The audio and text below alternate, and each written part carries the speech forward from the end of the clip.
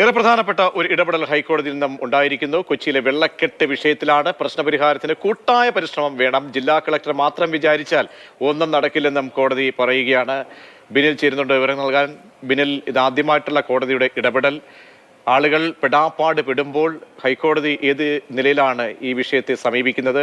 നിർദ്ദേശങ്ങൾ എന്തെങ്കിലും നൽകുന്നുണ്ടോ?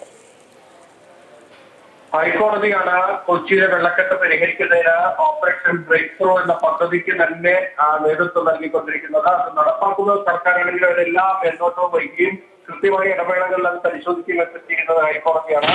ആ ഒരു ഘട്ടത്തിൽ തന്നെയാണ് കൊച്ചിയിലെ വെള്ളക്കെട്ടിൽ ഇപ്പോൾ കോടതിയിൽ നിന്നൊരു വിമർശനം ഉണ്ടാകുന്നത്. എറണാകുളം ജില്ലാ കളക്ടർ മാത്രം വിചാരിച്ചാൽ ഇവിടുത്തെ ഒരു പ്രശ്നവും പരിഹരിക്കാൻ കഴിയില്ല എന്നാണ് കോടതി വ്യക്തമാക്കുന്നത്. അതായത് കൂട്ടായ പരിശ്രമം തന്നെ വേണം. വിവിധ ഏജൻസികൾ ഒത്തൊരുമയോടുകൂടി പ്രവർത്തിച്ചാൽ മാത്രമേ കൊച്ചിയിലെ വെള്ളക്കെട്ടിനൊരു ഒരു പരിഹാരത്തിലേക്ക് എത്താൻ കഴിയും. ഇവിടെ അത്തരത്തിൽ കാണുന്നില്ല എന്നതാണ് ജസ്റ്റിസ് ദേവൻ രാമചന്ദ്രന്റെ വിമർശനമായി വന്നിരിക്കുന്നത്.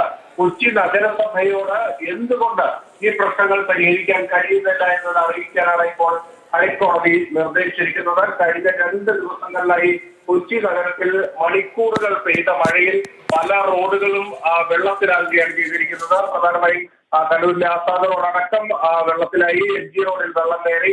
ആ വെള്ളമൊക്കെ പ്രത്യേക പമ്പ് സെറ്റുകളൊക്കെ ഉപയോഗിച്ച് പമ്പ് ചെയ്ത് കളഞ്ഞാണ് സമീപ ദിവസങ്ങളിൽ ആ വെള്ളക്കെട്ട് ഒഴിവാക്കുന്നതിനുള്ള നടപടികളിലേക്ക് പോയത്. കോടിക്കണക്കിന് രൂപ മുടക്കിയുള്ള ഓപ്പറേഷൻ ബ്രേക്ക് ത്രൂ പദ്ധതി അതെവിടെ എത്തി, അതിന് മുന്നോട്ട് പോകേണ്ടത്, അതൊക്കെയാണ് കോടതിയുടെ വിമർശനങ്ങൾക്ക് വിധേയമായിരിക്കുന്നത്.